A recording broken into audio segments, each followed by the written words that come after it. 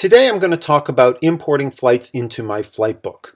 Obviously, if you're just switching to MyFlightbook and you've already been recording your flights somewhere else, it's really useful if you can bring those flights over. MyFlightbook's philosophy is your data is your data, so I try to make it as easy as possible to get data into the system and to get it back out of the system when you want. And I'll talk a little bit about all of that today. If all your previous flights are on paper, well, this is something that the local neighborhood teenager or a niece or nephew can be really good at transcribing into a spreadsheet. And I might recommend using the starting totals tool, which I've talked about in another video. But if you've been using another electronic logbook, as long as you can get that data into a spreadsheet format, in particular CSV, comma separated values format, then MyFlightbook can import that, and it's a pretty straightforward process. So the way you import on MyFlightbook is under the logbook tab, and it's only on the website. So there's import right here. So let's go there. This is an introductory page with a whole bunch of tips, but perhaps one of the most important things here is the link here, description of the spreadsheet columns. So MyFlightbook is looking for a spreadsheet where the first row of the spreadsheet is the name of the column, and each row after that is the flight. And there are over 600 different columns, and here's the description of them, that you can import into MyFlightbook. So these describe what each of them is and what the column needs to be named. But there's only a few that are actually required, and those are here: the date, tail number, and the total flight time. So the date is simply the date of the flight in local time. And if you look here, it'll tell you the format that it's expecting. I'm using a United States browser, and so the United States conventions are month, day, and year. If you're in another country, it might be day, month, year, or year, month, day. If you look on this page, it'll tell you what format it's expecting based on the region settings for your system and for your browser. The tail number is what identifies the aircraft, and the aircraft is so important for so many aspects of any given flight. It is what determines if it's high performance, if it's complex, if it's single engine or multi-engine, if it's a helicopter or if it's a glider. So you have to provide the tail number, and it's really important to use a full tail number, including the N prefix if you're in the US. I know we often just abbreviate to what follows the N, but if you don't use the N, then there's a possibility of having a name conflict with another aircraft somewhere else in the world. And then you need to have a total flight time column in the spreadsheet, and that's where you put how much time was your recording for the flight. Everything else is optional. The only real rule is you can't have any blank columns in the system, and you can't repeat any columns or that will generate errors. Now, obviously, you want more of these columns, but you don't have. You just have the subset that are relevant to you. Now, systems like Log10 Pro and 4Flight will export CSV. CSV being the spreadsheet format. And MyFlightbook knows how to read those. So I have a set of aliases for each of these columns. So for the most part, I can figure out what is meant by a given column. But it's not a bad idea to use these column names if you can. So let me show a sample spreadsheet. I'm going to switch over here. So I'm in Excel now. And I've got a very simple spreadsheet here with just 4 flights to import. And you can see, as I described earlier, I have a date column, and that is one of the required columns. I've got a model column, and this is completely optional, but it can provide hints to the system if an aircraft isn't already in your account. And I'll show how that works in a moment. Here's the tail number column, and you can see I've got 2 registered aircraft, but then I've got 2 special ones here.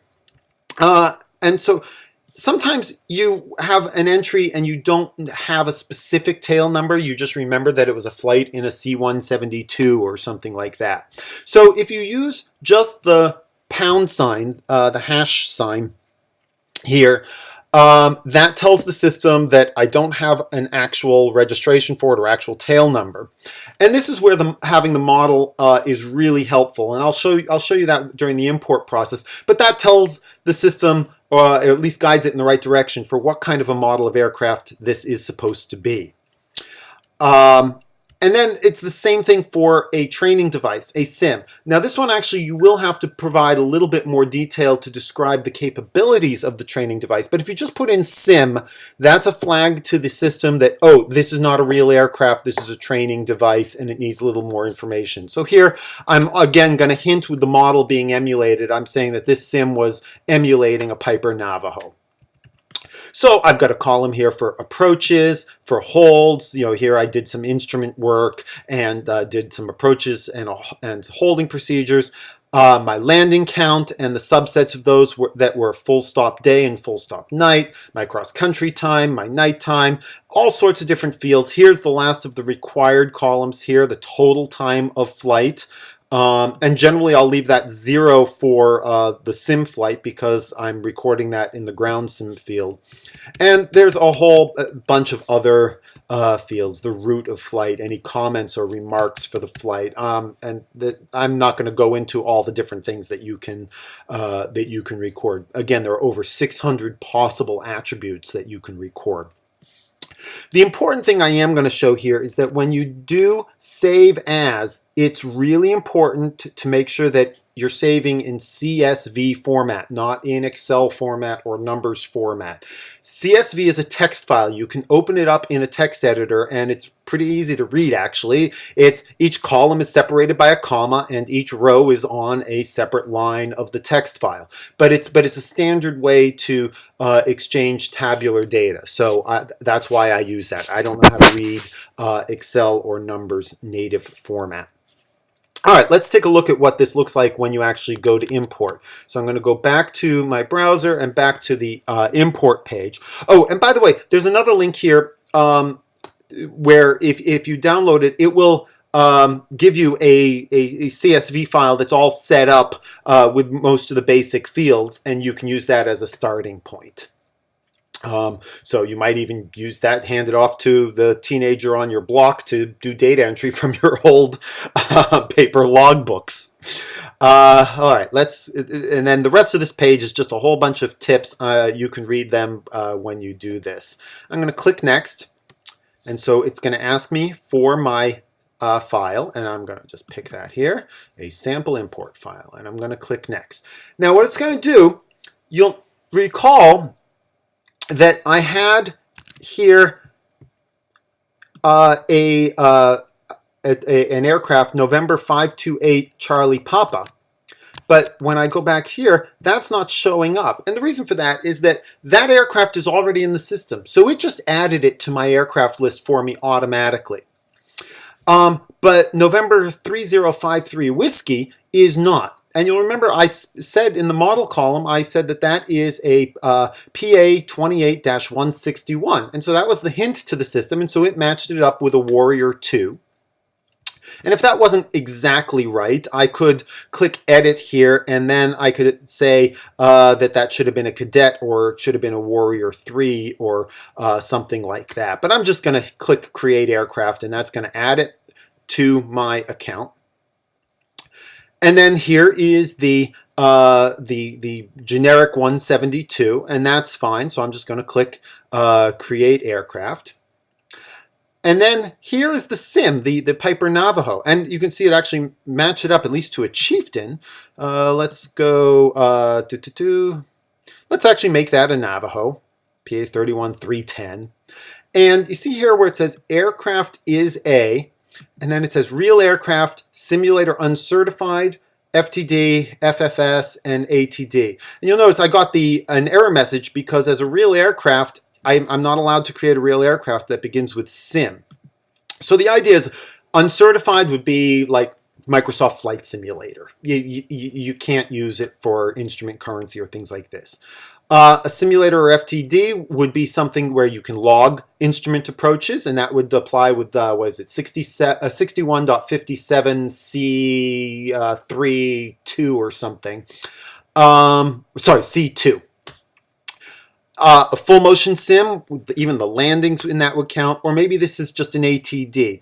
And so MyFlightbook needs to know this level of certification so that it knows how to apply the rules around instrument currency and how to treat any landings that you record. So I'll just say that this is an ATD, and I'm going to say create aircraft.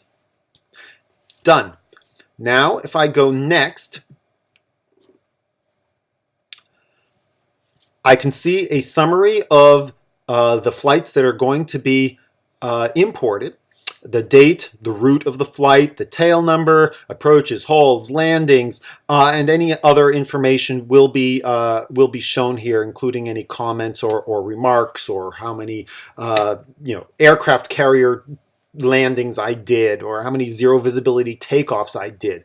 One thing that's really important to look for is this icon. You see these green icons here over on the left. That means a new flight is going to be created. If you see a blue sort of circle, arrows going in a circle, that means that I'm going to update an existing flight. So it's really, really important. If you've imported once and you realize you did something wrong and you want to import again, don't. There is a whole process for doing a bulk edit where you can do it without creating new flights. But if you were to just fix your errors and re-import from that same spreadsheet, you'll create duplicate flights. If that happens, give me a buzz using the Contact Us link. I can bulk delete, but it's much easier if you follow the instructions for bulk edit, and I'll talk about that in a few moments. And then all you got to do is hit import, and that's it. So let me talk for a moment about bulk edit.